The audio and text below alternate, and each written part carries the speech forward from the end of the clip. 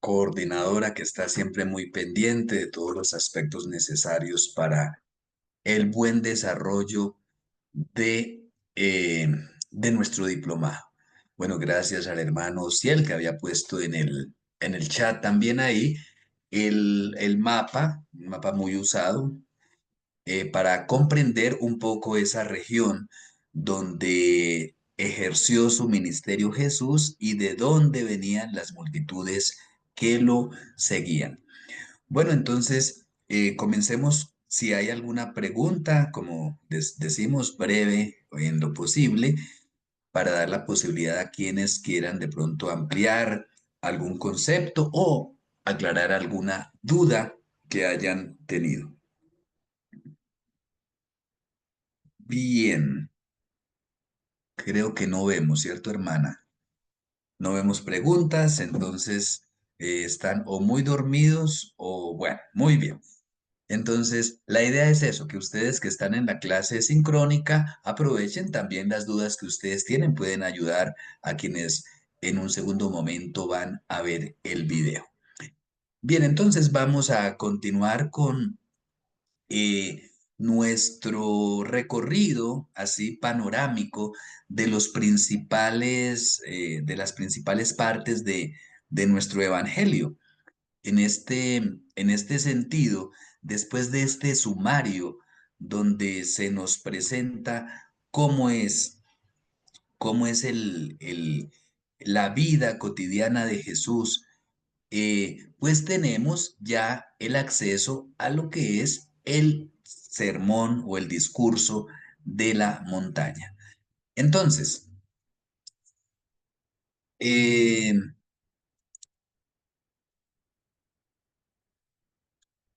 estoy esperando aquí que me pase a la siguiente. Ya. Entonces, aquí nosotros tenemos el discurso de la montaña, pero ahora los perdí a ustedes.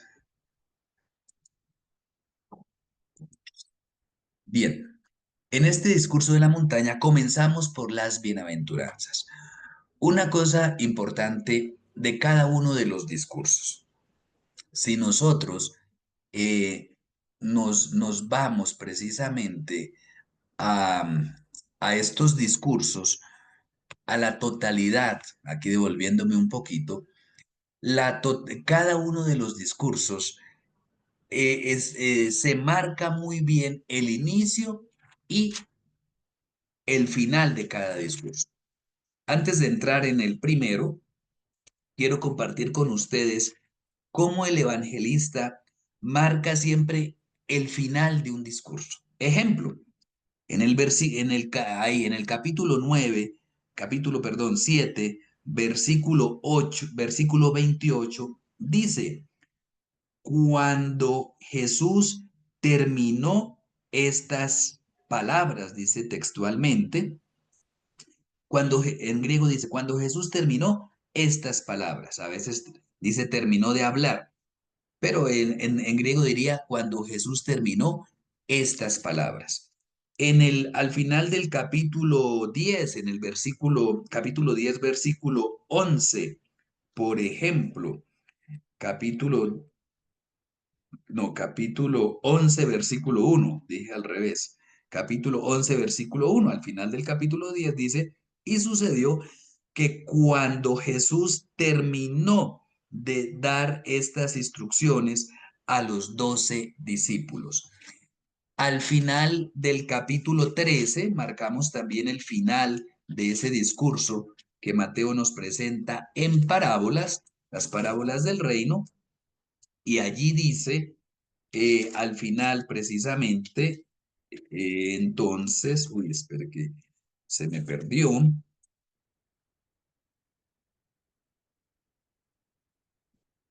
Capítulo 13, versículo 53. Capítulo 13, versículo 53 dice, y sucedió que cuando terminó Jesús estas parábolas, se marchó de allí. También tenemos el indicador al final del capítulo 25, cuando termina el cuarto discurso, que los expertos suelen llamar discurso escatológico. Entonces, al final del capítulo 25. Ay, espere que me faltó el 18. Al final del capítulo 18, perdón, que les iba a, a omitir esa parte. Al final del cuarto discurso, porque ya tenemos una diferencia. Al final del cuarto discurso dice, capítulo 19, versículo 1, y sucedió que cuando Jesús terminó estas palabras, se marchó de Galilea y se fue a los territorios de Judea al otro lado del Jordán. Ahora sí, nos vamos para el final del capítulo 25, porque allí, al inicio del capítulo 26, versículo 1, dice, y sucedió, vean la palabra que está aquí un poco añadiéndose, que cuando Jesús terminó todas estas palabras, dice textualmente en griego, las Biblias suelen traducir de todas maneras, ponen ese todo por ahí, cuando Jesús terminó de decir todo esto, entonces se le añade ese todo a, al final de todos los versículos precisamente, de todos los discursos. En estas En estas bienaventuranzas son las que abren el, el ritmo. Las bienaventuranzas son las que abren este primer gran discurso. Según algunos, es el más importante de todos, porque nos marca qué es lo que Jesús quiere de cada uno de nosotros. Algunos podrían decir, es como marcar el, el camino que muestra Jesús. Y el camino que muestra Jesús es el camino a la felicidad. Comienza, ya evoqué anteriormente el Salmo 1, que nos puede dar una, una pista de interpretación. Allí dice, feliz el hombre, bienaventurado el hombre que camina en la ley del Señor. Para Jesús, ¿quiénes son los bienaventurados? Las bienaventuranzas normalmente vienen en bloquecitos de 8 según las tradiciones antiguas. La bienaventuranza tiene una declaración de felicidad. En nuestro caso podemos traducir como bienaventurados. Enseguida viene una condición y termina con una causa. Lo que causa la felicidad, lo que causa la bienaventuranza no es la condición. O sea, en sí mismo, pues ser pobre en espíritu, llorar, ser manso, tener hambre y sed de justicia, tener misericordia, tener un corazón limpio, no, no equivale a la felicidad. La felicidad está descrita en el tercer elemento que es la causa, es decir, porque de ellos es el reino de los cielos, ellos recibirán consolación, ellos heredarán la tierra, serán saciados, serán tratados con misericordia, verán a Dios o serán llamados hijos de Dios. Eso, eso que en nuestras bienaventuranzas aparece como tercer elemento es la causa de la felicidad. ¿Por qué voy a ser feliz? Porque de ellos es el reino de los cielos, es la posesión, la propiedad del reino de los cielos, o eh, el alcanzar la misericordia, o el ver a Dios, por poner algunos ejemplos, lo que causa la felicidad. Y es lo que Jesús expone a sus discípulos. Las bienaventuranzas entre ellas son equivalentes. Y como ustedes ven, en la condición, no en la causa, sino en la condición, que es la que está como segundo elemento, se está poniendo la primacía en el otro. Quiere decir que la condición que Jesús está exigiendo a través de las bienaventuranzas es poner al otro en primer lugar. Ser pobre en espíritu, por ejemplo, quiere decir sentir, considerarse necesitado en lo más profundo del ser, así, considerarse necesitado de Dios o del otro, porque un pobre es el que sin la intervención de una persona, pues va a quedar a merced de su misma pobreza, de su hambre, de su sed, de su falta de sustento. El pobre es el que es consciente que necesita del otro para subsistir, para llegar al día de mañana. Cuán difícil es ser pobre en espíritu, porque normalmente como seres humanos pues estamos más bien llamados a la soberbia, al orgullo, al creernos superiores a los demás. Por eso Jesús exige ser pobre en espíritu. Otra bienaventuranza muy interesante, los que lloran. Una de las críticas que hacía Amós, que hacía Oseas al pueblo de Israel, es que eran muy indolentes hacia los hermanos del mismo pueblo que estaban sufriendo algún tipo de necesidad, la indolencia. Aquí Jesús dice, bienaventurados los que lloran. Y esto es llorar así no se tenga motivo para el llanto, llorar con el otro. Bienaventurados los que lloran. Yo, de manera que aquí se pide o se anuncia que quien llora junto al otro, con el hermano que sufre, con el hermano que está en duelo, con el hermano que está enfermo, con el hermano que cayó en pobreza, bueno, con el hermano que está en cualquier tipo de crisis, dice la causa de la felicidad, serán consolados. Y aquí los estudiosos nos dicen que cuando no se menciona cuál es el agente de la consolación de manera directa o de la acción que sea, es porque ese actor, ese agente es Dios. Es de alguna manera decir, serán consolados por Dios.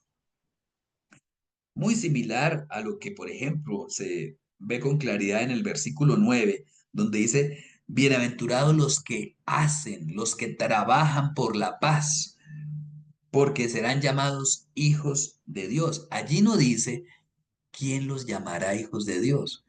Siguiendo esta misma lógica, es aquellos que serán llamados por Dios, hijos de Dios. Es Dios el que reconoce como hijos propios a quienes trabajan por la paz. Bueno, entonces cuando lean las bienaventuranzas, léanlas siempre teniendo en cuenta estos tres elementos. Hay un video en el aula virtual que ustedes van a tener o tienen ya a su disposición, donde pueden ampliar un poco el concepto precisamente de estas bienaventuranzas. Ya dijimos, la justicia es el modo de obrar la ley, el modo de poner en práctica las enseñanzas del Antiguo Testamento. Muy diciente, aquí para el siguiente elemento, que en el capítulo 5 versículo 20 Jesús diga, sí, ya dijo que él no vino a abolir la ley, sino a darle cumplimiento. Ahora dice en el versículo 20, yo les digo que si la justicia de ustedes no es mayor a la de los escribas y los fariseos, no entrarán en el reino de los cielos. Aquí menciona dos tipos de personas, los escribas, que eran los expertos en ley, y los fariseos, que trataban de poner en práctica el cumplimiento de esa ley. Y dice, si su justicia, si su modo de obrar, si su modo de cumplir la ley no es superior a la de los escribas y fariseos, no entrarán en el reino de los cielos. De manera que está exigiendo Jesús algo superior. ¿Habrá una posibilidad de cumplir la ley mejor de lo que lo hacen los escribas y los fariseos? A simple vista, pareciera que no. Pero ¿qué es lo que exige Jesús? Y él va a mostrar en eso que sigue a continuación del capítulo 5, todo el final del capítulo 5 desde el versículo 21 hasta el final, el versículo 48, Son varios ejemplos tomados de la ley en el que muestra qué dice la ley, qué dicen, cómo la cumplen sus contemporáneos en época de Jesús y cuál es su propuesta. Veamos a modo de ejemplo el primero. Vea, cita la escritura, porque sus destinatarios la conocen muy bien. Ustedes han dicho, han oído que fue dicho a los antiguos, vea cómo introduce la cita de la escritura. Ahí encuentran, dice, no matarás. Entonces, primer elemento, introducción a la cita. Ustedes han dicho que se dijo a los antiguos. Segundo elemento, cita bíblica, no matarás. Tercer elemento, interpretación de esa cita por parte de los contemporáneos. Cualquiera que mate será culpable de juicio. Es decir, quien atentaba contra el mandamiento no matarás. ¿Quién era culpable de transgredir el mandamiento no matarás, según la opinión de escribas y fariseos? Ellos no eran asesinos, ellos no mataban a nadie. ¿Quién transgredía ese mandamiento? Dice, cualquiera que mate, es decir, el asesino. De manera que los que no, yo creo que ninguno de nosotros es asesino acá, entonces, uy, vea, yo ya cumplo la ley, ¿sí? Porque no matar, ah, sí, yo no he matado. Esa entonces la interpretación de escribas y fariseos contemporáneos, ¿cómo se transgrede esa ley? Asesinando a alguien. ¿Cómo no hemos matado a nadie? Pues no transgredimos la ley, podríamos pensar. Cuarto elemento, la interpretación de Jesús. Versículo 22. Pero yo les digo que cualquiera que se enoje contra su hermano será culpable de juicio. Y cualquiera que a su hermano le diga necio será culpable ante el concilio, y cualquiera que le diga fatuo quedará expuesto al infierno de fuego. Entonces, no solamente es asesinar al hermano, es pensar algo contra el hermano, que es si cualquiera que se enoje contra el hermano. El que tiene un sentimiento contra alguien no lo está matando, pero está incumpliendo ya el mandato de no matarás. Y en efecto, muchos homicidios se gestan en los sentimientos antes que en la realidad. El homicida no asesina a alguien por accidente. Normalmente, primero va cosechando en su corazón situaciones de odio contra el hermano. Entonces, tener sentimientos o tener palabras contra el hermano ya es agredir. Ustedes encuentran más ejemplos ahí al final del capítulo 5 que nos muestran precisamente esa situación y que nos muestra la superioridad de la ley, de la justicia que Jesús exige. Y ante, por ejemplo, en el capítulo 6 ante tres obras de religión muy queridas para los judíos, como la limosna, la oración y el ayuno, pues Jesús también da un punto de vista. Fíjense cómo Mateo siempre escribe muy esquemáticamente. Cuando abra, cuidado con hacer sus obras de justicia para que la gente los vea. Y pone los ejemplos. Cuando tú des limosna, o sea, no que la gente te vea, sino, dice, cuando des limosna, asegúrate que tu mano izquierda no sepa lo que hace la derecha. Así tu limosna será en secreto y tu Padre que ve en el secreto te recompensará. Lo mismo pasa para la oración, ¿cierto? No vayas por la plaza, etcétera. Entra en tu cuarto, cierra la puerta y tu Padre que ve en lo secreto te lo recompensará. Y lo mismo con el ayuno. Dice, cuando ayunes, pues no muestres cara de ayuno.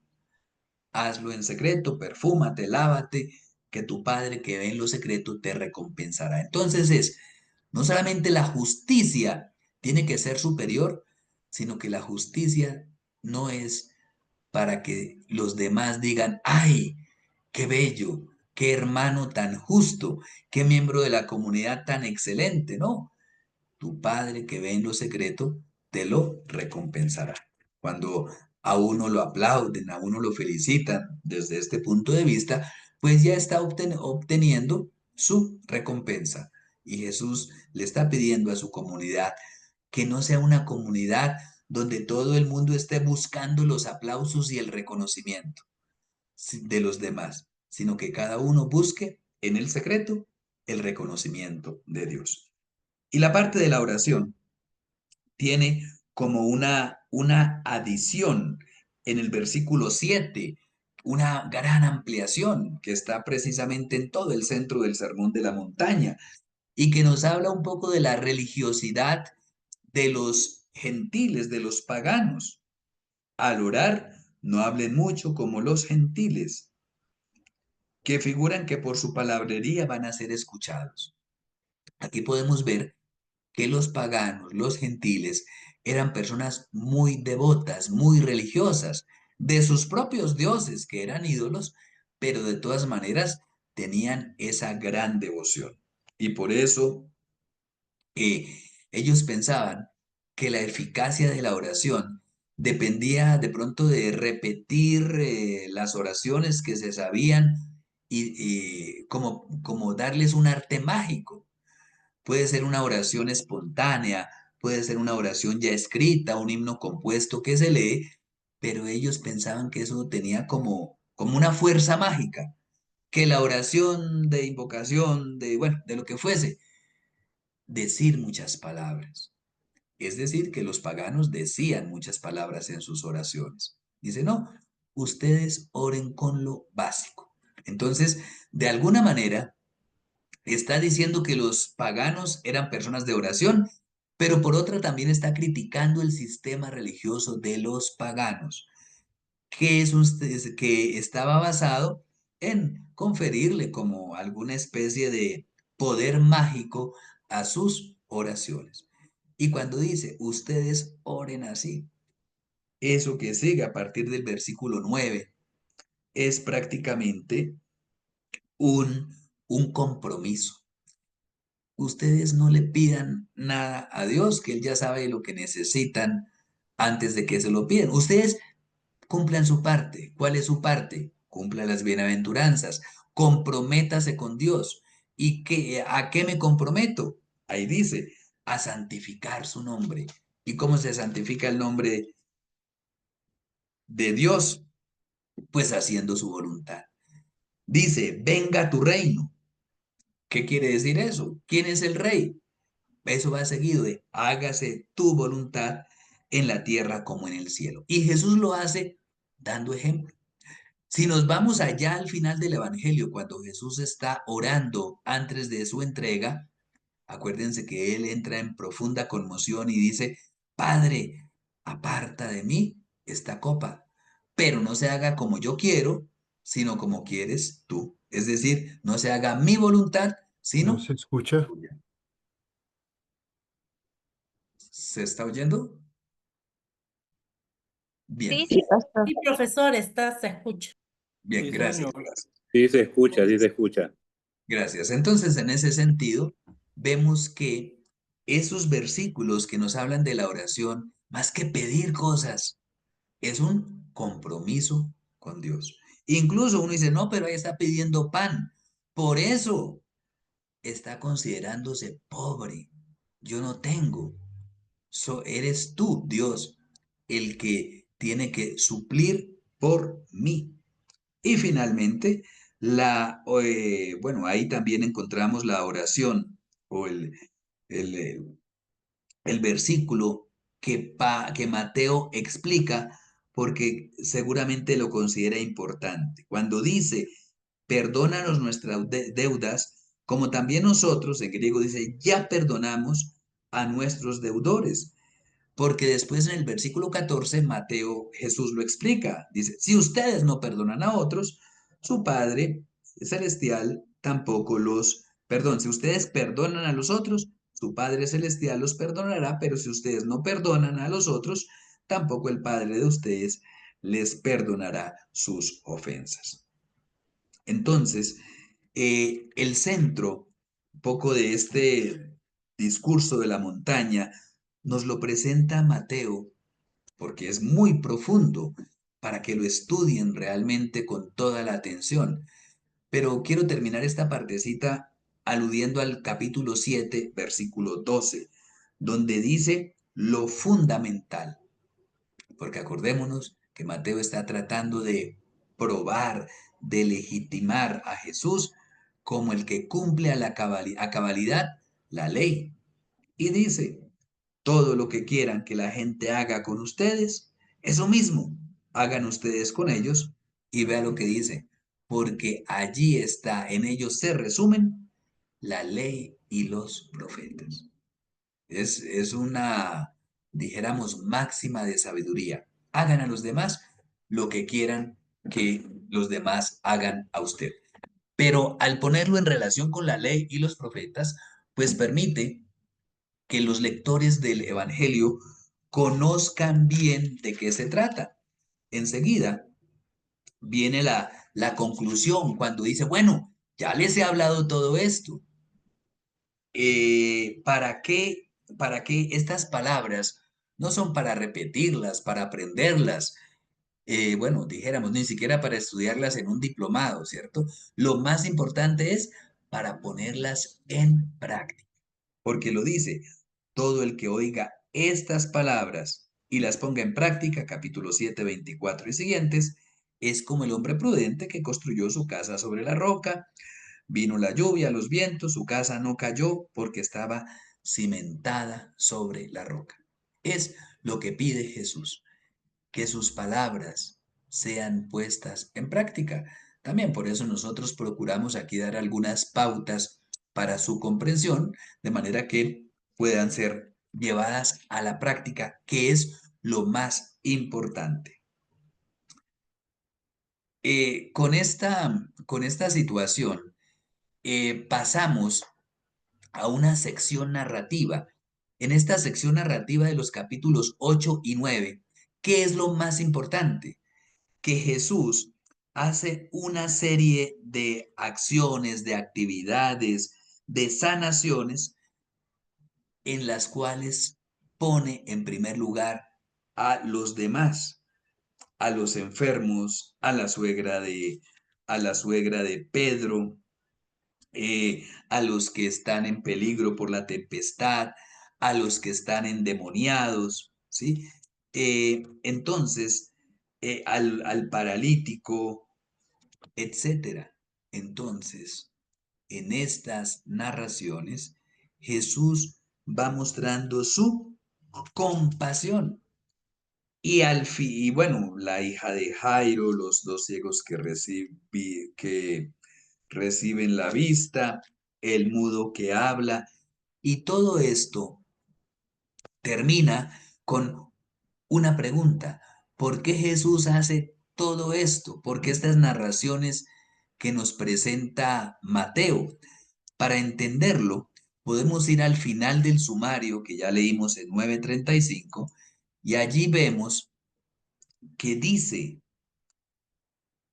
capítulo 9, versículo 36. Capítulo 9, versículo 36. No es la única vez que Jesús tiene este sentimiento. Para él lo más importante son los sentimientos, lo que hay en el corazón. Precisamente por eso dice, felices los limpios de corazón, o de manera negativa, el que tiene un sentimiento contra su hermano ya está atentando, está incumpliendo la ley. Lo más importante es lo que hay en el corazón. Les mencioné anteriormente que para los profetas y para el mismo Jesús, lo más grave era la indolencia ante el sufrimiento humano. ¿Y cuál era la posición, la actitud de Jesús? Capítulo 9, versículo 36. Al ver la multitud, Jesús, dice, sintió compasión de ella porque eran como ovejas que no tienen pastor. Entonces dice a sus discípulos, rueguen al dueño de la mies es mucha y los obreros pocos, rueguen al dueño de la mies que envíe operarios a su mies. Eso es lo fundamental, la compasión de Jesús hacia cada persona. Eh, Jesús siente compasión, incluso se espera compasión, se espera misericordia de él. Los dos ciegos que lo iban siguiendo por ahí en 9:27 dicen: ten compasión, ten misericordia de nosotros, hijo de David. Es lo que se espera de Jesús, la compasión. Y precisamente por esa compasión, no solamente ante las necesidades materiales, también ante las necesidades espirituales y comunitarias. Las personas no saben cómo organizarse, por eso dice, parecen ovejas que no tienen pastor. Y enseguida, pues dice, viene la continuación, que es: llamó a los 12 y pronuncia el discurso misionero, que enfatiza precisamente la realidad, la necesidad. Dice, llamando, capítulo 10, versículo 11, llamando a sus 12 discípulos, les dio poder sobre espíritus inmundos para expulsarlos y para curar toda dolencia. Enseguida nombra a los 12 discípulos y dice, los envió con unas instrucciones. En esas instrucciones habla de las condiciones de la misión, las dificultades que conlleva la misión. Recordemos que estamos ubicados a partir del año 70 después de Cristo, donde incluso a los cristianos se les había culpado de la destrucción de Jerusalén porque los cristianos no se habían querido aliar con los judíos, sobre todo de corte celote militar, que se habían opuesto y rebelado contra los judíos. Y entonces pues estaban llamando a la guerra y habían sufrido las consecuencias de esa guerra declarada contra los romanos. Entonces, además del anuncio de las persecuciones, les dice cuáles son las actitudes que ellos deben tener. Y que se culmina precisamente con la recompensa recibida por quienes predican como enviados, constituidos legítimamente de esa misión. El que 10:40, el que los recibe a ustedes, me recibe a mí. Y el que me recibe a mí, recibe al que me envió. De cierto les digo que cualquiera que dé a uno de estos pequeñitos, aunque sea un vaso de agua, por tratarse de un discípulo, no perderá su recompensa. Entonces, esta es como la segunda parte, que nos deja ver un discurso que causa eh, una reacción, en este caso, de parte de los mensajeros de Juan Bautista, ¿cierto?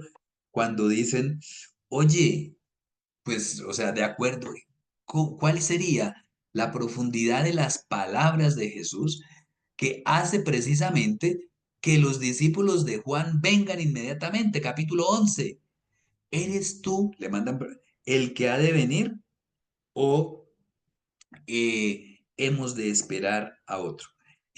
Al inicio de esta sección narrativa, pues esta conexión nos permite que Jesús da una respuesta muy al estilo profético, donde de alguna manera usa un simbolismo. No dice sí soy o no soy, dice vayan y cuenten lo que ven. ¿Y qué es lo que ven? Que la compasión llega a todos. Capítulo 11, versículo 5, llega a los ciegos, a los cojos, a los leprosos, a los sordos, a los muertos, a los pobres. Entonces, ahí está un poco la exposición de la teología de Jesús o el concepto de Jesús sobre Juan Bautista en ese inicio del capítulo 11. En el capítulo 12 nos muestra Mateo una actitud que nos permite una interpretación. ¿Cuál es la actitud? Que los discípulos, dice, casi que describe, bueno, tenían hambre y comenzaron a arrancar espigas y a comerlas. Y está prohibido hacer trabajos un sábado. Es sábado. Entonces, ahí va a poner incluso algunos ejemplos y termina citando a Oseas. Dice, es que no se trata de cumplir literalmente la ley, sino el espíritu de la ley. Oseas, Amós, estos profetas tan queridos por el pueblo de Israel, promovían no la vivencia externa de estas obras de religión, el ayuno, la limosna, la oración, el respeto de la ley, la justicia, simplemente por apariencia, sino de corazón. Jesús no quiere que sus discípulos cumplan simplemente las leyes, pero que su trato hacia los demás no sea misericordioso. Usted puede hacer sacrificios, ayunos, penitencias, pero si no es misericordioso con sus hermanos, pues de nada le vale. Por eso cita Oseas cuando dice, misericordia quiero y no sacrificios. Si ustedes supieran qué significa misericordia quiero y no sacrificios. Y termina diciendo, evocando un título que es usual en labios de Jesús cuando dice, misericordia quiero, perdón, el Hijo del Hombre, que es el título que prefiere Jesús, es Señor también del sábado. Aquí muestra entonces la superioridad de Jesús. ¿De dónde le viene la superioridad de Jesús hacia las interpretaciones de la ley?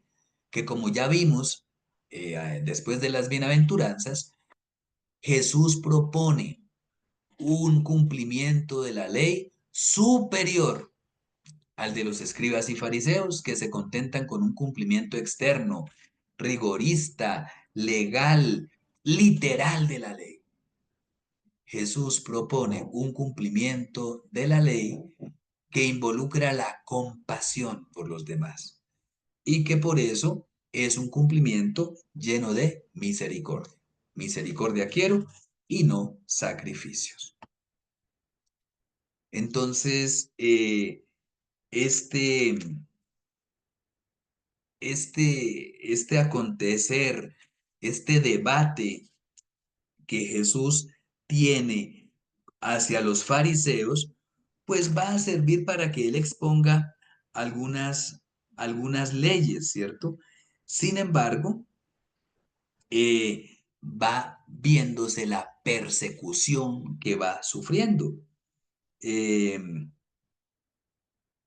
Capítulo 12 versículo 14 cuando cura al hombre de la mano seca, dice, su mano quedó tan sana como la otra, pero los fariseos, en cuanto se fueron, conspiraron para matar a Jesús y a renglón seguido dice que Jesús se fue de allí.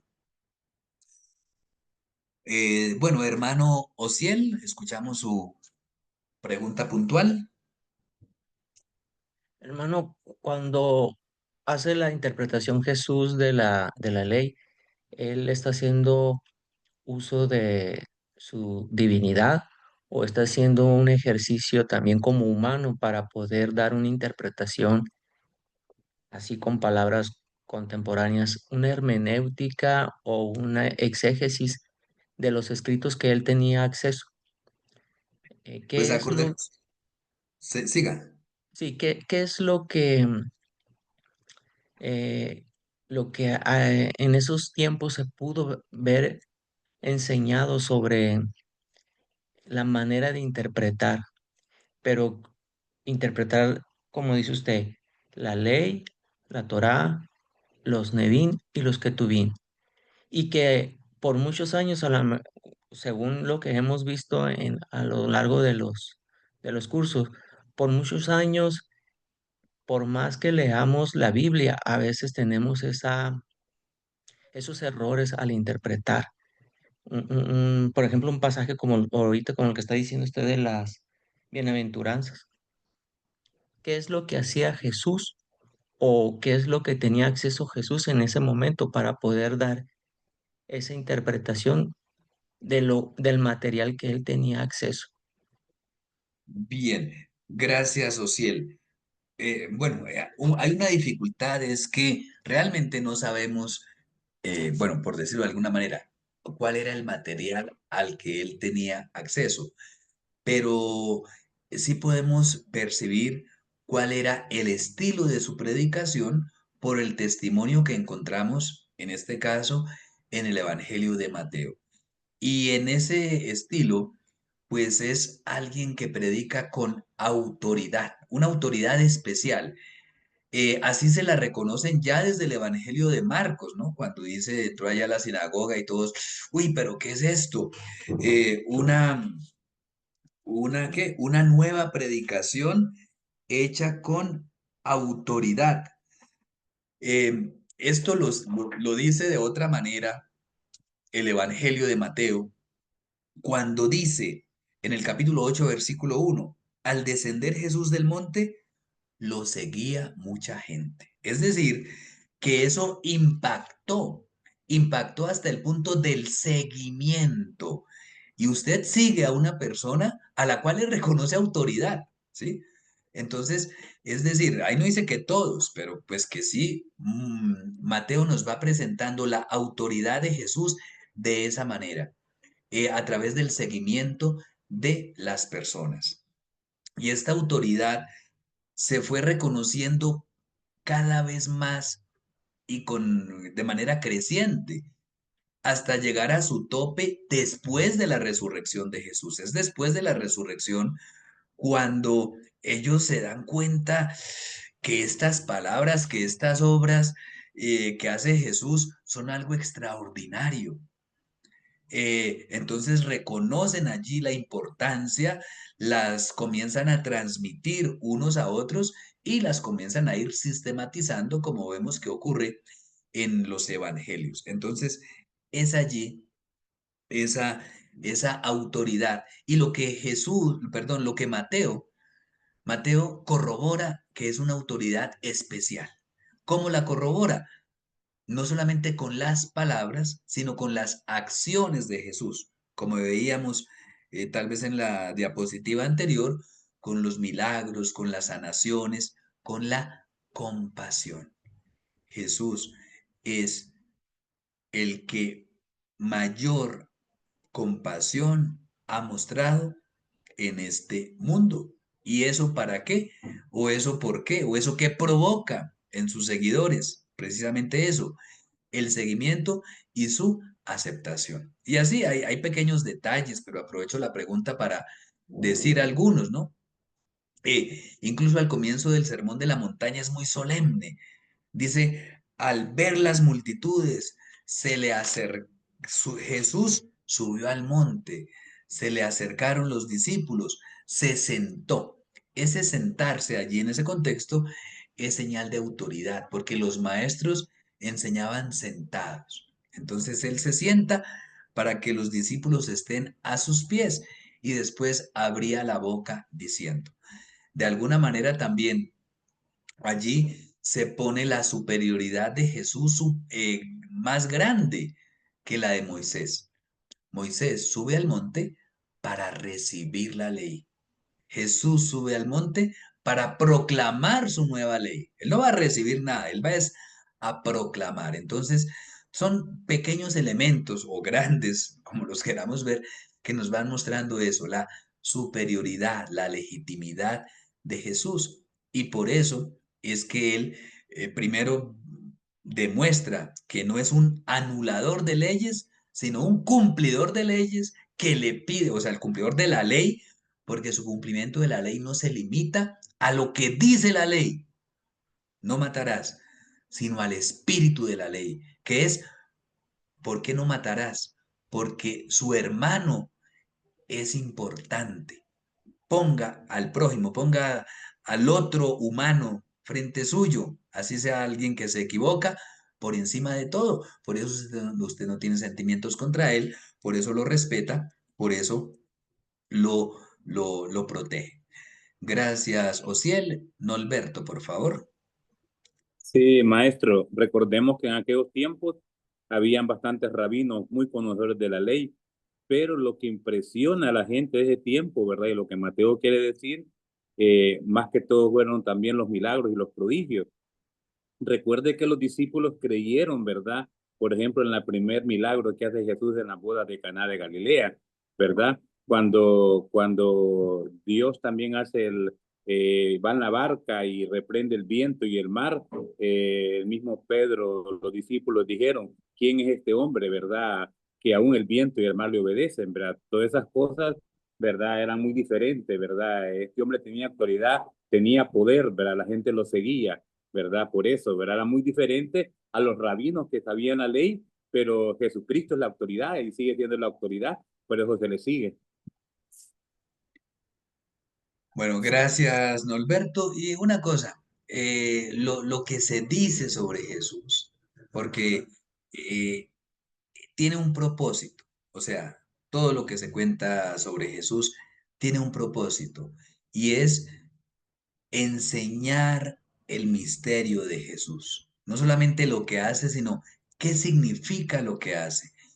Esas acciones de Jesús son la manera, o sea, contar esos milagros, esas sanaciones, esos exorcismos, es mostrar, repito, enseñar a los lectores del Evangelio la autoridad de Jesús, superior sobre cualquier otra autoridad. Y lo que más enfatiza es la compasión de Jesús. Eso es lo que más autoridad le da, porque no Jesús, Mateo no presenta a Jesús como alguien que hace, uy, usted está enfermo, venga para acá, yo se lo soluciono, tenga harta fe y le quito esa lepra, ese sida, ese cáncer. Cuando vamos así, pues caemos en manos las personas lamentablemente caen en manos de personas que juegan con la desesperación de quienes sufren. Y la palabra es, bienaventurados los que lloran, porque serán consolados. La misión no es ser el consolador de alguien, es llorar con ese alguien. Y eso es lo que nos confiere la autoridad. El discurso en parábolas precisamente nos muestra otro estilo de Jesús. El Jesús compasivo es un maestro en la enseñanza y, y también es muy hábil. Dice, salió en la boca, en la barca, perdón, capítulo 13, versículo 1, dice, les habló por parábolas de muchas cosas. Y entonces allí tiene, por ejemplo, la parábola del sembrador que está en dos momentos. Primero la expone, después la explica, ¿sí? El que tenga oídos para oír, que oiga. Capítulo 13, versículo 10. ¿Por qué les hablas en parábolas? Respuesta, porque a ustedes se les concede entender el misterio del reino, pero a ellos no. Porque a cualquiera que tiene se le dará y al que tendrá más, pero el que no tiene, lo poco que tiene se le quitará. Esto es un poco casi que el modo que tiene Mateo de contribuir o exponer lo que veíamos en Marcos del secreto mesiánico. Ustedes ya lo comprendieron, no digan nada a nadie. ¿Sí? Y pues decía, entre más les prohibía no contar, más lo contaban. Aquí es los misterios del reino. Es una gracia comprender los misterios del reino. ¿Quién puede entender que para alcanzar la felicidad hay que negarse a sí mismo, hay que ser pobre en espíritu, hay que llorar, hay que luchar, hay que tener hambre y sed de justicia, hay que poner al otro en primer lugar? Cuando el mundo, no de ahora, sino desde hace 2000 años y más, pues lo que decía es, piense en usted. Usted póngase en primer lugar. Y por eso aquí, a través de las parábolas, también va enseñando que esto que nadie comprende, el reino de Dios, es un tesoro que no entra de manera estrambótica, sino que entra de manera sutil, como el grano de mostaza, como la levadura, al cual entran todos, como con la parábola de la ley, ¿cierto? El que pesca, pero que después se va decidiendo quién permanece, quién realmente considera el reino de Dios como un tesoro o como una perla. Por ahí creo que Estela había levantado la mano. Profesor, sí, soy Estrella. ¿Puedo Estrella, hacer perdón. una pregunta? O Sí, sí. sí, lo que pasa, bueno, yo apunté algo y yo, bueno, quería saber, tengo poco tiempo, pero estoy aprendiendo. Yo he puesto, o sea, ¿y cómo uno no muestra la cara de ayuno? O sea, usted dijo que no, o bueno, o entiendo que no hay que divulgarlo explícitamente, porque bueno, llevé el discipulado uno y cuando hablaron del ayuno era de que pues uno tenía que estar, ¿no? Bien limpio, ¿no? Aseado y bueno, obviamente escudriñar la palabra, ¿no? Y usted pues dijo no mostrarlo. Quiero un poquito, ¿no? Si es posible. Gracias. No, pero bueno, por lo que, lo que le alcanzo a percibir, ya lo está haciendo. O sea, que es eso, que dice, bueno, si yo estoy haciendo ayuno, pues estoy, mejor dicho, el día más elegante de mi vida. Que no son los demás los que ven ese acto de ayuno que yo hago, sino que es Dios el que lo nota. Y precisamente, fíjense que Él está unido oración, ayuno y limosna, que nosotros lamentablemente en español traducimos esa palabra en griego que es elemosine por limosna, pero realmente es más, es poner en, la limosna es poner en práctica la compasión que yo siento hacia otro. La elemosine es la misericordia. Cuando tú ejerzas misericordia, hagas obras de misericordia, que no sepa tu mano derecha lo que hace tu mano izquierda. Es eso. Y por eso está privado del ayuno, porque el propósito del ayuno, del cual se burla también del ayuno externo, o sea, hacerlo por hacerlo, se burla Isaías. Isaías en el capítulo 58 dice, ¿para qué ayunar si tú no lo ves? ¿Para qué invocarte si tú no nos escuchas? E Isaías dice, "Ujú, ¿no será que el día que tú ayunas, oprimes al prójimo, te aprovechas del pobre, etcétera? Ya ustedes se encuentran. Lean ese capítulo 58 de Isaías, muy pertinente para entender el ayuno de Jesús, el ayuno propuesto de Jesús, que incluso Jesús llega a decir, ya no ayuno. ¿Sí? Pueden, porque cuando le pregunta, bueno, ¿y cómo así que ustedes, sus discípulos, no ayunan? Dice, pues porque el ayuno es para pedir la presencia de Dios, como bien lo dice Isaías. Y si Jesús es el Emmanuel, como dice el capítulo 1, Dios con nosotros, pues el ayuno para invocar la presencia de Dios, si Dios está en Jesús. De todas maneras, Jesús no prohíbe el ayuno, pero dice, háganlo por por las razones adecuadas. Y por eso lo pone, repito, junto a la oración, junto a la limosna, el ayuno. Porque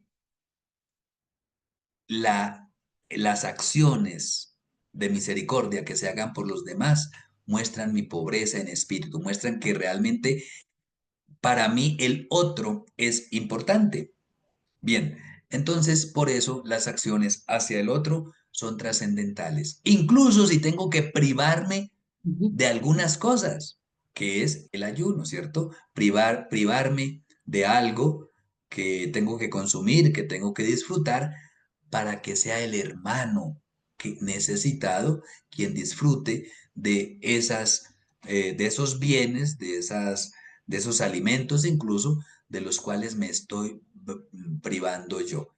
Es el motivo, es la razón, lo que le da sentido a la oración, a la limosna y al ayuno. Porque ahora hasta por las redes sociales nos están promoviendo el ayuno. Dice, ayuno intermitente para que su figura sea más esbelta y no sé qué. Pues ese no es el motivo por el cual Dios pide el ayuno. No estoy diciendo que las cosas que tienen razón médica pues no sean importantes, pero se haría por un motivo médico o de salud, que es importante cuidar la salud, pero no sería un motivo religioso. Bien, entonces otra faceta de la identidad de Jesús es su predicación en parábolas, sus acciones que no son para causar estupor. Uy, mire, este sí se la sabe todas y puede todo. No, lo que motiva a Jesús siempre es la compasión. A él le duele el, la enfermedad, la ceguera, la lepra, las falencias de los demás le duelen a él. Y por eso, pues, eh, por eso a él, pues, actúa como lo hace. Bien, después de este discurso parabólico, eh, vemos entonces también que continúa el relato. Un momento que se me perdió. Continuamos a partir del capítulo 14, un poquito antes, cuando dice, bueno, terminemos esa parte de las parábolas con el capítulo 13, versículo 24. Dice, les hablaba en parábolas, y sin parábolas no les decía nada. Y otra vez, para que se cumpliera la escritura. Abriré mi boca en parábolas, hablaré de cosas escondidas desde la fundación del mundo. Entonces, es una manera como a lo largo de allí va Jesús exponiendo la importancia de conocer las cosas. Habla en parábolas. ¿Por qué? Porque es su estilo. Pero Mateo recuerda que de esa manera se cumple la escritura. De manera que la predicación de Jesús sí es un modo de conocer el estilo de Jesús que es en parábolas, pero también Mateo lo presenta como la manera en que se cumple la escritura y la palabra de Dios. Si alguien tiene otra, otra pregunta, lo puede hacer. Estamos todavía en ese tiempito. Si no, seguimos ya con lo que viene después del discurso en parábolas.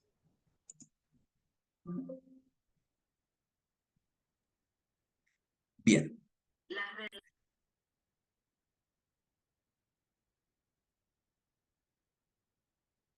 No, no hay mano levantada, ¿cierto? Bien. Entonces, después tenemos el siguiente elemento narrativo que nos va preparando para hablar del discurso eclesial. Y precisamente esta sección narrativa parte de la visita a Jerusalén, a Nazaret, perdón. Y aquí vemos un paralelo con el Evangelio de Marcos, capítulo 13, versículo 54, cuando dice, bueno, enseñaba en la sinagoga y la gente, ¿de dónde le viene esta sabiduría? La gente se asombraba y decía, ¿cómo es que hace estos milagros? Pues a ellos no uno decía, uy, llegó Jesús a Nazaret, a su tierra, a su patria, todos lo van a acoger, pero no, porque ellos tenían una cercanía étnica y cultural con Jesús, incluso de sangre. ¿No está su familia aquí? No, eso no es lo más importante para la comunidad. Lo más importante no es eso, sino la pertenencia total a Jesús. Por eso él dice, no hay profeta sin honra, sino en su propia tierra y en su propia familia. Dice, y por su incredulidad no hizo allí muchos milagros. Enseguida tenemos la narración que se hace del martirio de Juan Bautista por Herodes. Otra manera, como Mateo eh, señala la importancia de Juan Bautista.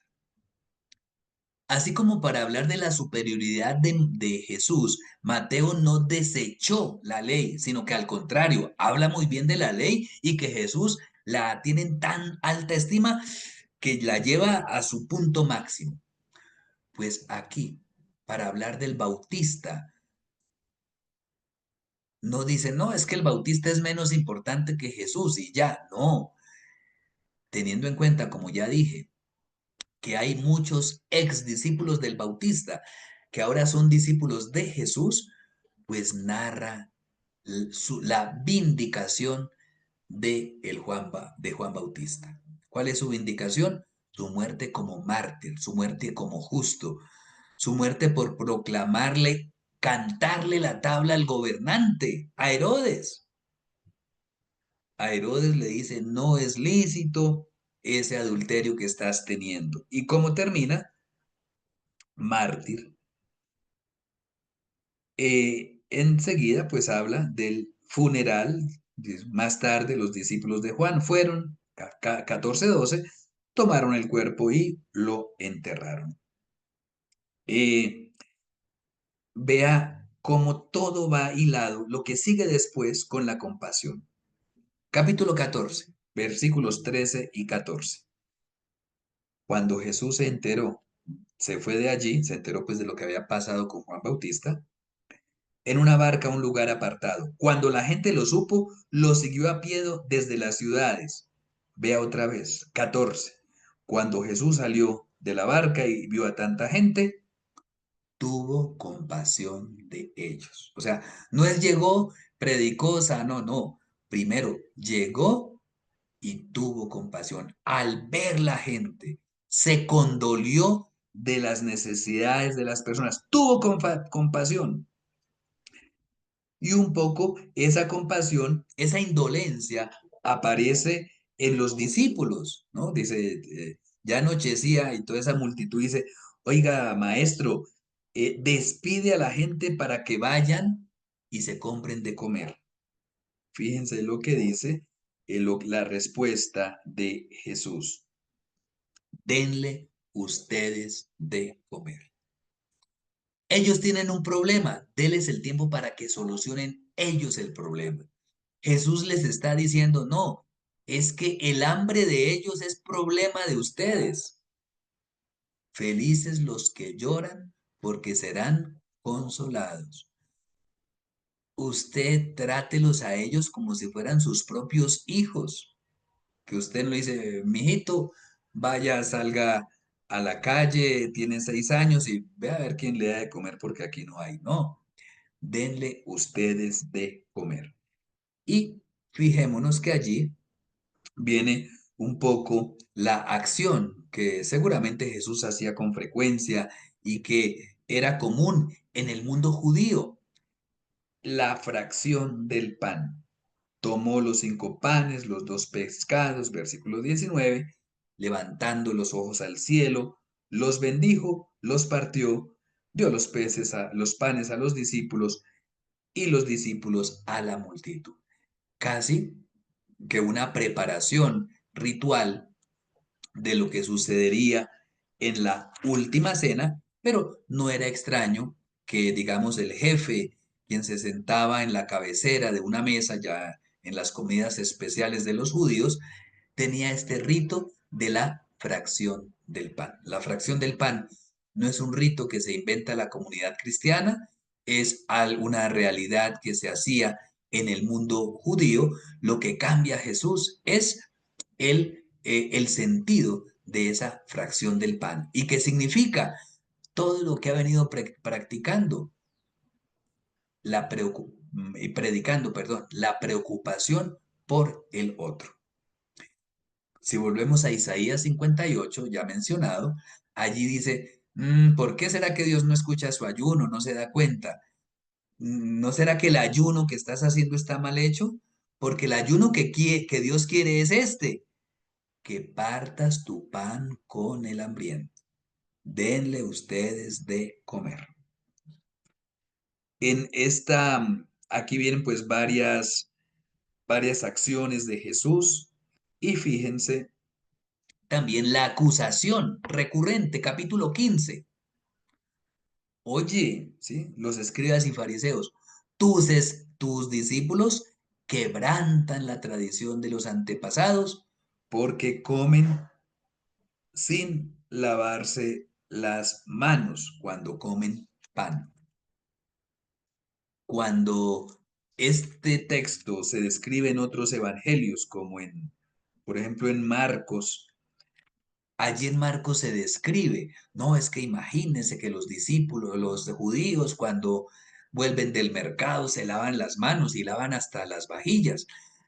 Tiene que explicar lo que hacen los judíos. Aquí Mateo no lo explica porque presupone que las personas que van a leer su evangelio o quienes lo van a escuchar conocen muy bien toda esta práctica.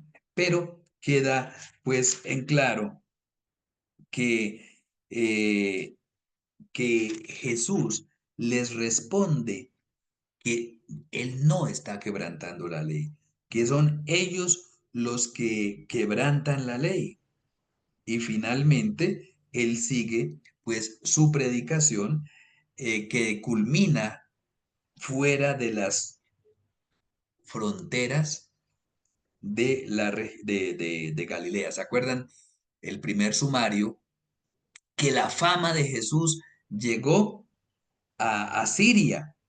Y aquí vemos, capítulo 15, versículo 21, que Jesús salió de allí y se retiró cerca, al norte de Galilea, fuera de las fronteras, a Tiro y Sidón. La mujer cananea venía gritando, capítulo 15, enseguida. La actitud de los discípulos parecía despídalos a los hambrientos que ellos busquen. Maestro, dígale a esta mujer que se calle, que no nos deja escuchar su predicación. Y mire ya, mediada ya la mitad del Evangelio, cómo Jesús le dice, yo no fui enviado a la mujer. Le responde, dice, no fui enviado sino a las ovejas perdidas de la casa de Israel. Con estas palabras, ojo, si Jesús hubiese dicho aquí en un auditorio lleno de cristianos provenientes del judaísmo, yo no he venido sino a las ovejas perdidas de la casa de Israel, un aplauso apoteósico. Claro, sí, Señor. Muy bien, que ¿de qué? De gentiles, nada de paganos. Pero ella insiste, Señor, ayúdame. Él le dijo, vea también, no está bien tomar el pan que es de los hijos y echárselo a los perritos. Otro aplauso, ¿sí? Acordémonos que todavía estos cristianos son muy recalcitrantes porque son provenientes del judaísmo y no han entendido que también los paganos pueden adherir a Cristo. ¿Sí? Otro aplauso, pero fíjense la respuesta grande de la mujer. Cierto, Señor, pero cierto es decirle a Juan para que entienda Pedro. Estas palabras son para que las lean los judíos, los cristianos provenientes del judaísmo que están ahí como haciéndole la vida imposible a los demás creyentes. Cierto, Señor, pero los perritos comen de las migajas que caen de la mesa de los amos. Ahí para pensar. Pero el aval de Jesús a la predicación a los gentiles está enseguida. Ah, mujer, tienes mucha fe, que sea contigo tal y como quieres, y desde el mismo instante quedó sanada su hija. Entonces, ahí tenemos pues esa curación que va demostrando que la acción de Jesús no se limita al pueblo de Israel.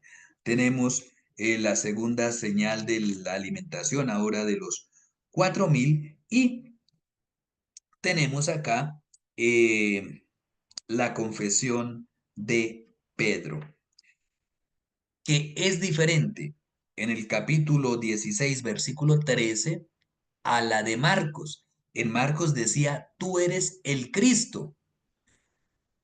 En cambio, aquí en Mateo dice, tú eres, en un contexto similar, de todas maneras en la misma región de Cesarea de Filipo, la respuesta de Pedro es, tú eres el Cristo, el Hijo del Dios que vive o del Dios viviente. Entonces, es un poco esa profesión de fe que va seguida, como siempre, del anuncio de la pasión de Jesús. Comenzó a decirle bueno, que tenía que padecer, morir, resucitar al tercer día, y la objeción de Pedro. Versículo 23. Hazte detrás de mí, Satanás.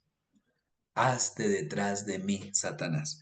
Hay Biblias que ponen, quítate de aquí, Satanás, aléjate de mi vista, Satanás. No, pero en griego es, en el versículo 23, dice, vete detrás de mí, hazte detrás de mí, Satanás. Es la segunda vez que Jesús llama a Pedro al discipulado.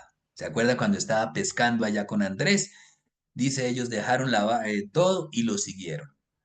Ahora Jesús se da que aunque ha hecho su confesión de fe, le falta, porque quiere seguir a Jesús pero sin cruz.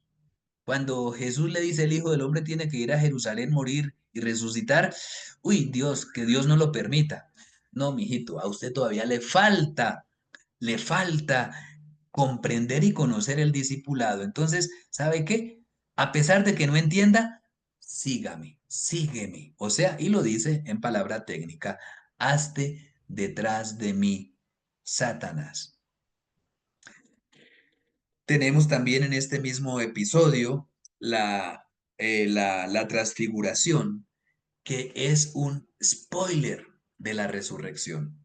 Es anticipar en la misma narración lo que va a suceder al final. Porque el rostro de Jesús, la figura de Jesús, no es la figura de un ser humano cualquiera en la transfiguración, ¿cierto? Dice, su rostro resplandecía como el sol y sus vestidos se hicieron blancos como la luz. Un adelanto de la resurrección que será narrada al final del Evangelio. Y dice, llevó a Pedro, a Jacobo y a su hermano Juan, los tres de siempre que son testigos, y junto a Moisés y Elías. Es trascendental para esta comunidad también encontrar allí a Moisés y a Elías en ese episodio. En ese episodio tenemos pues, ¿por qué Moisés y Elías? Porque Moisés para los judíos representa la ley, la Torá, y Elías representa los profetas. Entonces, poner a Jesús en medio de Moisés y Elías, es decir, mire, aquí no venimos a anular la ley y los profetas, pero Jesús está en el centro de Moisés y de Elías, es decir, es el centro de la ley y de los profetas. El Evangelio de Marcos, incluso el de Lucas, deja entrever que Juan Bautista corresponde a la figura del Elías. Por eso cuando Jesús pregunta, oiga, ¿quién dice la gente que soy yo? Dice, es que unos dicen que Elías, otros dicen que uno de los profetas, otros que Juan Bautista. Pero entonces ahí dice, en otro debate, dice, bueno, no mentiras, ahí mismo en el versículo 10 del 17, ¿por qué dicen los escribas que Elías debe venir primero? Responde Jesús, ciertamente Elías ha de venir a restaurarlo todo. Para los judíos, ellos esperaban y confiaban en la segunda venida de Elías, que a partir de los profetas, después del exilio, posexílico, que predicaban el día del Señor, eh, ellos consideraban que cuando el Señor volviera, vendría primero precedida del retorno de Elías. Y ya en la época de Jesús, donde había una expectativa mesiánica alta, se consideraba que si antes de la venida del Mesías tenía que venir Elías, la figura del Elías.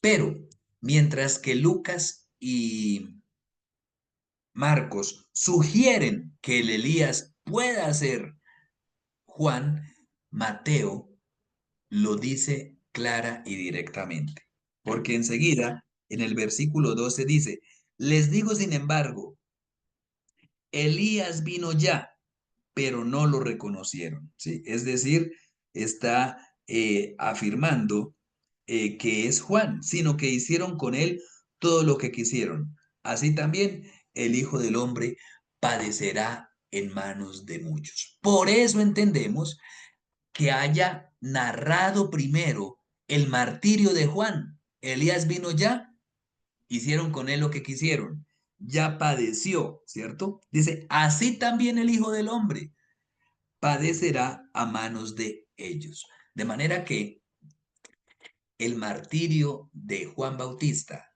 que es para Mateo el Elías, es preludio y anuncio del martirio de Jesús. Por eso él no entiende que Pedro no lo comprenda. De manera que ahí enseguida, en el versículo 22, vuelve a hacer el anuncio de su pasión. El Hijo del Hombre será entregado en los poderes de este mundo, lo matarán, pero al tercer día resucitará. Bueno, ese es pues el anuncio de la pasión segundo en el Evangelio de Mateo. Sigue pues aunque aquí vimos que hay muchas enseñanzas de Jesús, viene este discurso, el discurso comunitario, el discurso de la comunidad, que de todas maneras, como ya dijimos anteriormente, finaliza cuando en el capítulo 19, versículo 1, dice, cuando Jesús terminó de decir esto, ¿cierto? Allá en el capítulo 19, versículo 1, cuando Jesús terminó estos discursos, estas palabras. En este capítulo 18, les decía anteriormente, ya lo dijo en abstracto, pero ni tan en abstracto. En general, en los discursos, sobre todo en el discurso del monte. Pero ahora lo dice explícitamente. ¿En qué consiste la vida cristiana? En considerar al más pequeño como hermano propio. No el más pequeño, el más insignificante, el más ignorante, no es el más pobre, no es subordinado mío, es mi hermano. Esa es la particularidad, ¿cierto? Por eso dice, y esto parte de una discusión que hay en la comunidad y que Mateo pone aquí en labios de los discípulos.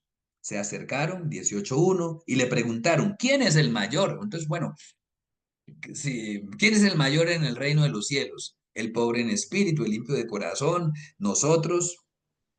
Llama a un niño y lo dice, y le dice, si ustedes no se vuelven como niños, no entrarán en el reino de los cielos. Un niño es manso, un niño es pobre en espíritu, porque el niño cuando tiene hambre no dice, mamá, salgo a buscar algo de comer. Dice, mamá, tengo hambre. es pobre en espíritu, es decir, sabe que depende de alguien, en este caso de su mamá, de su papá. El niño es pobre en espíritu, es el más pequeño. Cuando sean como niños, entrarán en el reino de los cielos. Cuando se den cuenta que ustedes dependen de los demás. Y como les decía anteriormente, cuán difícil reconocer mi dependencia de otro. Hay personas que van por la vida ahí con mucha soberbia y eso destruye la comunidad. Jesús pide la actitud de el niño. Por eso el versículo 4, cualquiera que se humilla como este niño es mayor en el reino de los cielos. ¿Sí? Ahí está. Entonces, la importancia y la importancia de tener acciones claras, de tener un corazón puro. Si tu mano o tu pie te llevan a pecar, córtatelos y deséchalos. La mano, el pie, son la imagen de la acción. Es mejor que entres en la vida cojo o manco y no con los dos pies en el fuego eterno. Si tu ojo te hace pecar, sácatelo y deséchalo. Es mejor que entres en la vida con un solo ojo y no con ambos en el infierno eterno. Aquí el ojo es imagen de lo que hay en el corazón.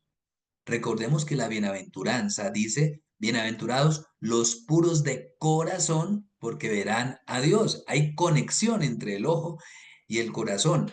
Para los judíos, el corazón marca la sede de las emociones, pero también la sede de los sentimientos y de las decisiones. Allá en ese capítulo 5 que leímos solamente el primer ejemplo, dice, han oído que se dijo a los antiguos, no cometer adulterio. Pero yo les digo, cualquiera que mira a una mujer deseándola en su corazón, ya cometió con ella adulterio. Entonces ahí, desde por allá, nos está hablando de esa conexión entre los ojos, el corazón y la pureza de corazón. Entonces, por eso siempre pide la reconciliación, el perdón a tu hermano, la preocupación. Si tu hermano comete un error, no dice échalo de la comunidad, no, señor, corríjalo, porque es su hermano. Hasta el cansancio, o sea, pone condiciones para expulsar a alguien de la comunidad, casi que incumplibles, porque dice, bueno, ya lo reprendió a solas, ya lo reprendió con dos o más, ¿sí? Ya lo reprendió toda la comunidad. O sea, pone casi imposible cuando seguramente con el primer requisito, dice Jesús, habrás ganado a tu hermano. Y recordemos un poco también el episodio seguramente del hombre que tiene 100 ovejas, abandona las 99 para ir en rescate de la propia. Eso es lo que Jesús está promoviendo y centraliza en estos discursos. Eh, des- mm, Bien, y la importancia de este discurso termina con el perdón. La parábola del siervo sin entrañas. ¿Cuántas veces? O sea, usted tiene que luchar para que su hermano no se pierda, la corrección fraterna. Y después dice, ¿cuántas veces tengo que perdonar? 7 veces, no, señor, siempre. El perfecto de lo perfecto. Acuérdese que le gustan a Mateo los múltiplos del 7. Por eso hay 14 generaciones desde Abraham hasta David. Hay 2 veces 7 generaciones desde David hasta Babilonia. Y hay 2 veces 7 generaciones desde Babilonia hasta Jesús. ¿Cuántas veces tengo que perdonar a mi hermano? 10 veces 7. Es decir, siempre. Y así como en la genealogía, y algunos de estos de ustedes lo hacía notar, lo importante no es contar que la exactitud de las generaciones, que son, no sé, 42 o 39 o 41, no. Es decir, la venida de Jesús ocurre cuando el tiempo es perfecto. En este caso, ¿cuántas veces tengo que perdonar a mi hermano? Siempre. El perdón como característica de la vida cristiana. ¿Y cómo se construye la comunidad? Precisamente perdonando al hermano, orando con convicción, proponiéndose ante los demás como el más pequeño. Bien, después de este discurso eclesiástico, tenemos la siguiente sección narrativa que arranca en el capítulo 19 y va hasta el final del capítulo 23, con distintas enseñanzas, por ejemplo, la del divorcio, que le ponen por tema a Moisés, ¿no? Es que Moisés nos permitió nos permitió el divorcio, ¿cierto? ¿Puede un hombre repudiar a su mujer con un motivo cualquiera, que es una cita del Deuteronomio? Jesús no cita el Deuteronomio, se va al Génesis. Y entonces, ¿por qué Moisés dijo no? Es que Moisés les permitió eso por la dureza de su corazón, pero desde el comienzo no era así. Entonces, es es ver que mucho más antigua que la ley es la elección del pueblo de Dios como pueblo elegido. Mucho más antiguo que Moisés es Abraham y mucho más antiguo que Moisés es la creación. Por eso Jesús poco a poco les va pues enfatizando esta situación. En esta narración que sigue al discurso de los niños y de los más pequeños, por eso dice, dejen que los niños se acercan a mí, no se lo impiden, porque los que son como ellos es el reino de los cielos.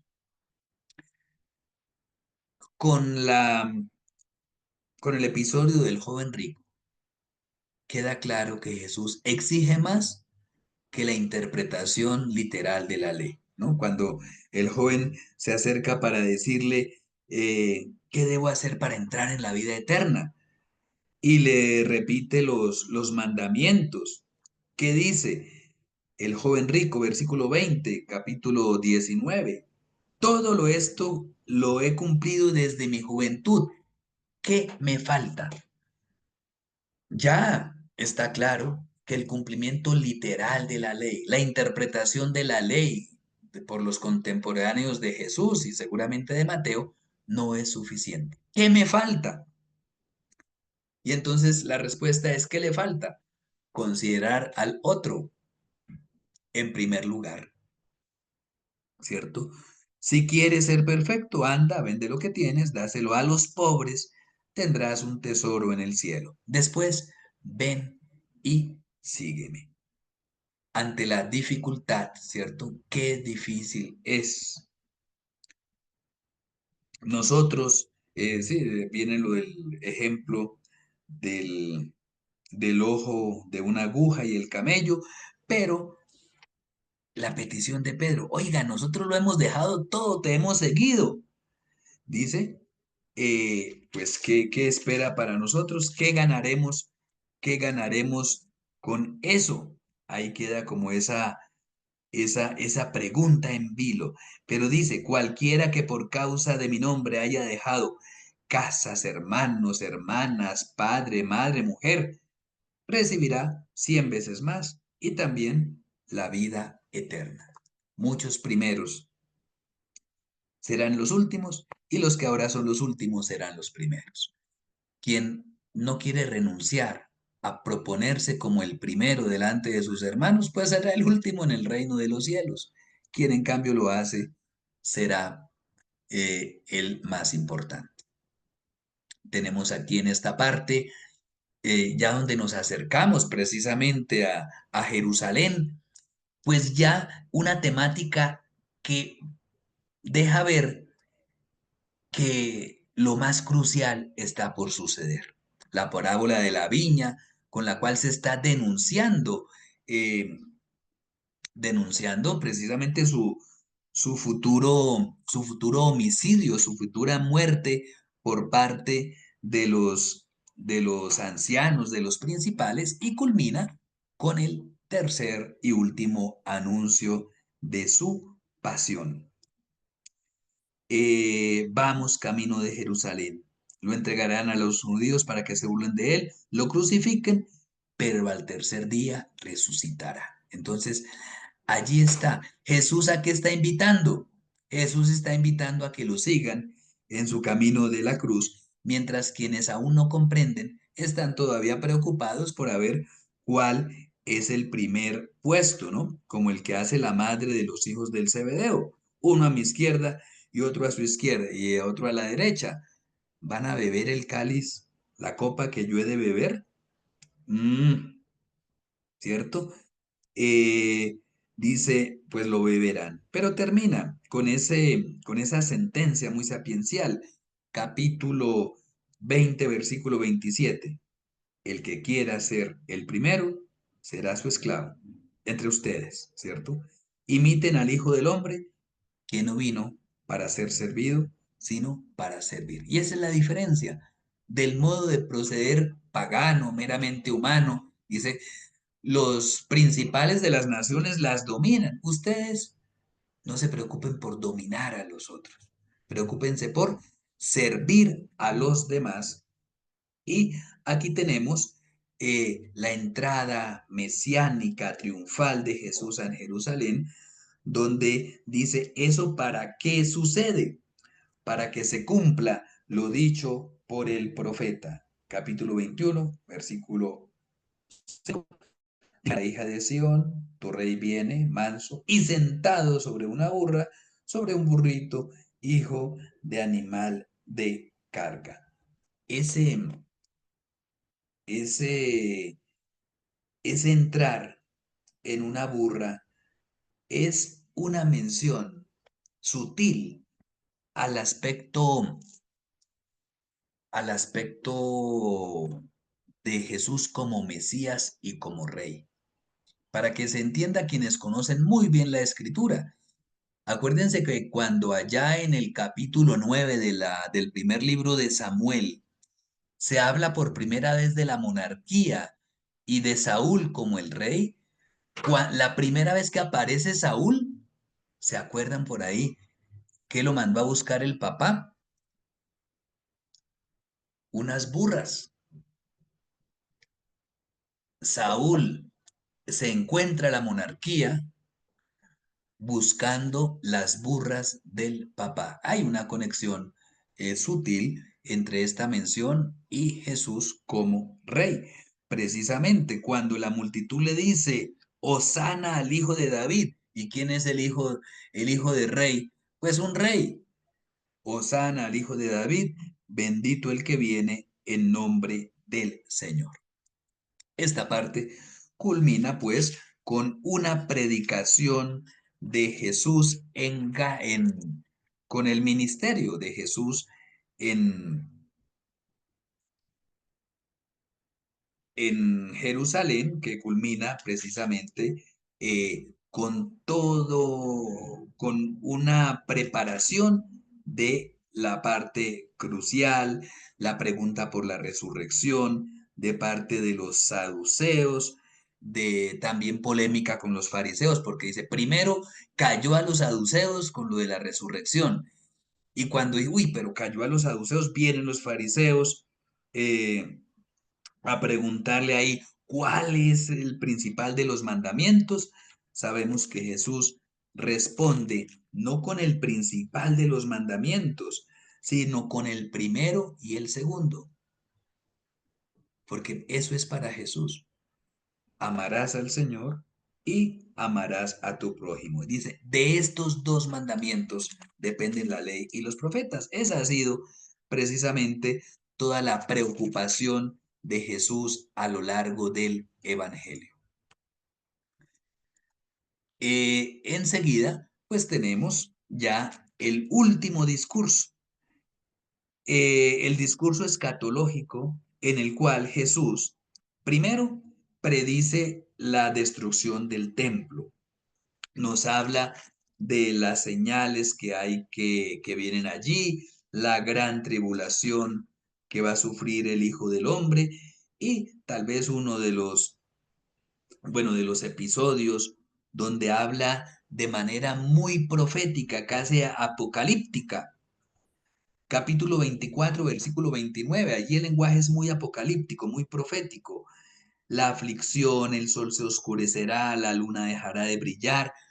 Todo esto es un ambiente muy apocalíptico que proviene de la predicación profética de finales del siglo primero y comienzos del siglo primero, también antes y después de Cristo. Bueno, en el versículo 20, en el capítulo 25, después de haber descrito cómo serán los últimos días, pues nos habla, encontramos allí la parábola de las 10 vírgenes, la del siervo negligente, que nos habla de la necesidad de vivir la vida cristiana, no, no por impulsos breves, sino vivirla de manera permanente, vivir en constante vigilia, en vela, es decir, no desistir de la práctica del bien, de la práctica de las buenas obras, diríamos hoy día, de la práctica del Evangelio.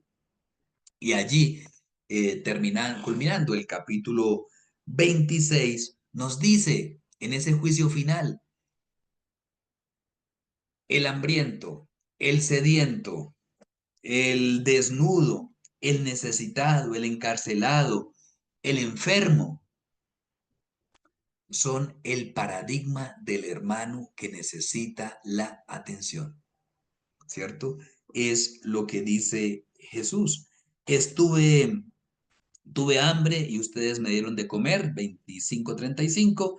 Tuve sed y me dieron de beber. Fui forastero y me recibieron. Estuve desnudo y me cubrieron. Estuve enfermo y me visitaron. Estuve en la cárcel y vinieron a visitarme. Entonces, estos parias de la sociedad que eran excluidos son criterio para o paradigma de Jesús y la ayuda hacia ellos es criterio que Jesús nos enfatiza para entrar al reino de Dios. Termina el Evangelio con esta última sección narrativa, donde encontramos pues todos los episodios de su muerte, su pasión, su muerte, su resurrección. Primero, eh, em, la reunión de los sumos sacerdotes en el capítulo 26, donde ya dicen que lo van a matar, 26, 4 y 5. Se confabularon para aprender con engaños a Jesús y matarlo. O sea, la definición, la decisión de asesinar a Jesús ya estaba. El juicio ante Pilato iba a ser un mero trámite, pero las autoridades ya habían decidido su muerte. Por eso Jesús viene ungido en Betania, como al revés, dijo alguien por ahí. ¿Se acuerdan que al niño le habían regalado mirra que se usa para los muertos? Pues ahora la unción de Jesús no es después de su muerte, sino que la unción de Jesús precede a su muerte, como lo dice él mismo cuando le dicen, oiga, pero qué desperdicio de perfume. Capítulo 26, versículo 12. Lo que ha hecho ella al derramar sobre mí este perfume es prepararme para la sepultura. Ya los eventos se van a desarrollar rápidamente. Tenemos el episodio de la Jesús que ofrece entregar a Jesús, la institución de la cena, los preparativos pues para la cena pascual, los anuncios de la negación de Pedro. De modo que cuando se van cumpliendo todas estas cosas que Jesús va anunciando, como por ejemplo la negación de Pedro, ¿cierto? Cuando dice, esta noche antes de que el gallo cante me negarás 3 veces, y eso se cumple, es legitimar que todo lo que dice Jesús se cumple. Por eso nos narra ya primeros acontecimientos donde eso se va cumpliendo. Y les decía, la oración de Jesús.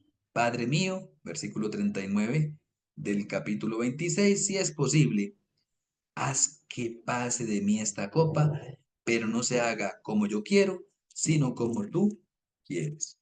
La importancia también ahí en lo que le dice a los discípulos de permanecer alertas, vigilantes.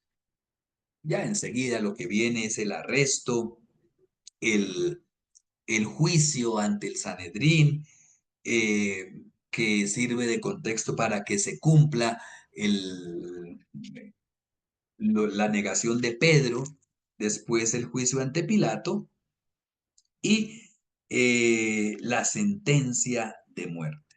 Fíjense que en ese interrogatorio,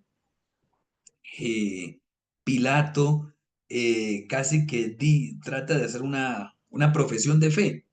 ¿A quién quiere que le suelte? ¿A Barrabás o a Jesús, al que llaman el Cristo?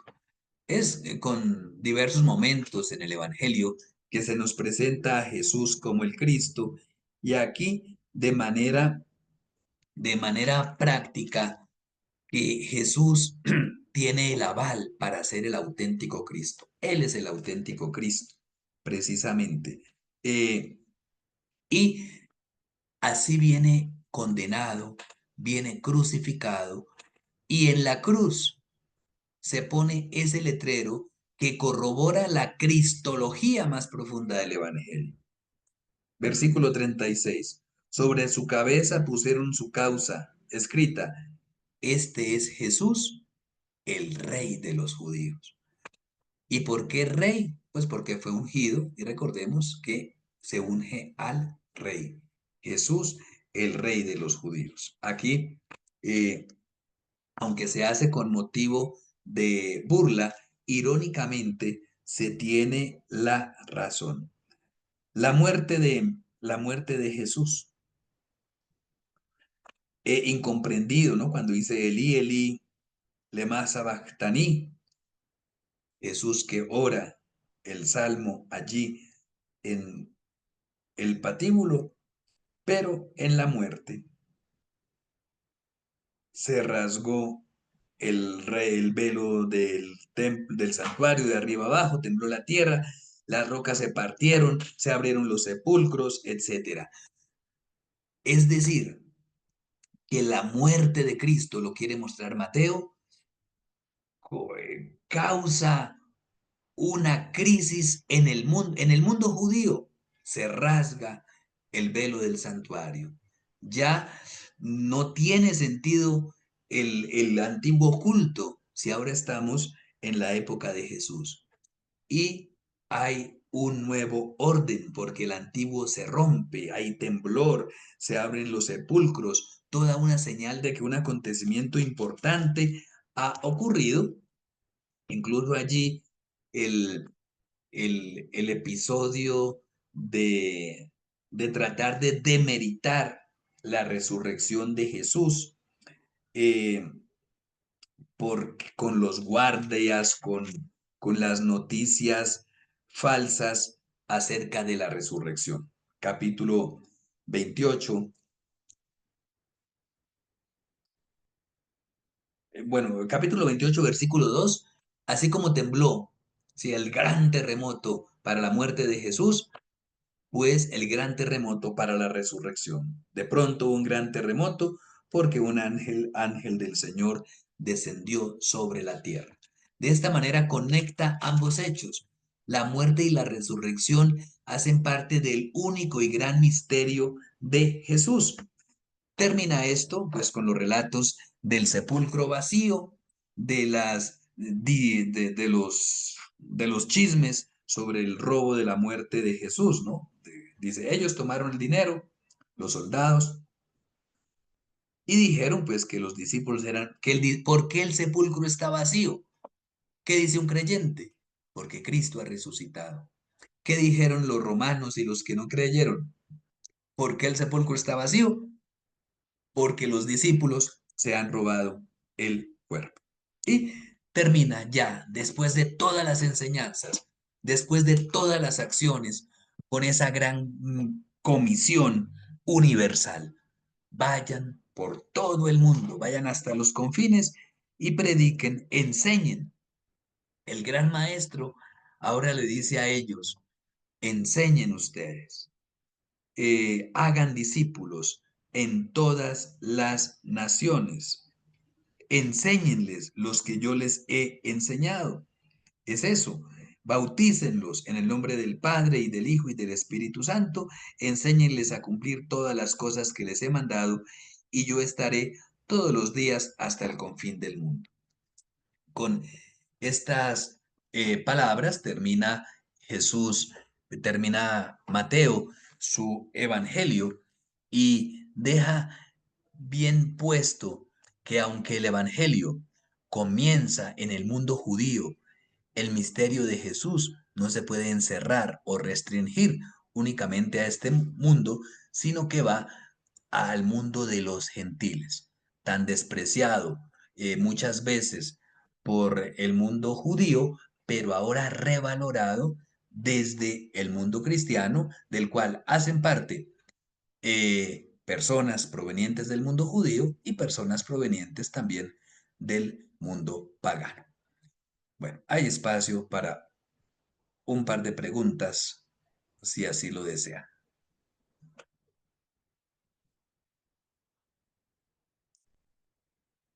Mientras levantan la mano, los invitamos también a que consulten allá el aula virtual, realicen las actividades propuestas, las actividades de aprendizaje que hay también para profundizar.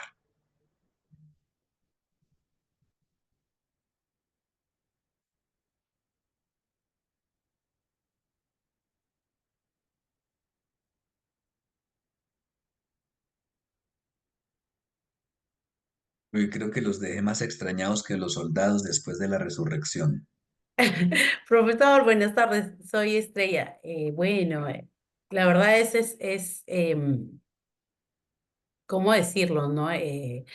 Yo particularmente, aparecerse a Cristo es complicado en este tiempo, sobre todo practicar la humildad de esa manera, ¿no? Como la he ido comentando, con el perdón, de repente, ¿no? La soberbia, el orgullo personal que puede tener cada uno de nosotros, ¿no?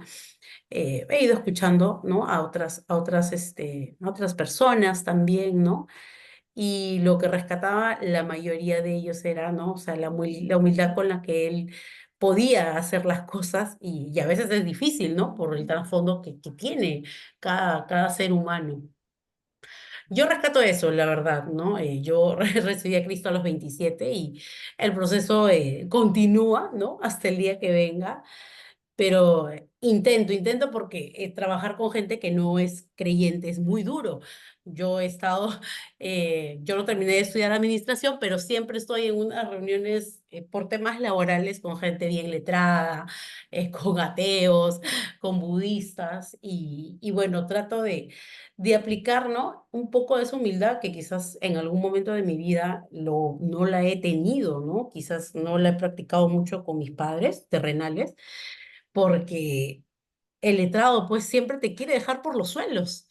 Y veo pues, ¿no? Que Dios y el Espíritu Santo son tan maravillosos que te pueden ayudar a callar en ese momento porque no actúan estas personas como uno lo está haciendo, ¿no?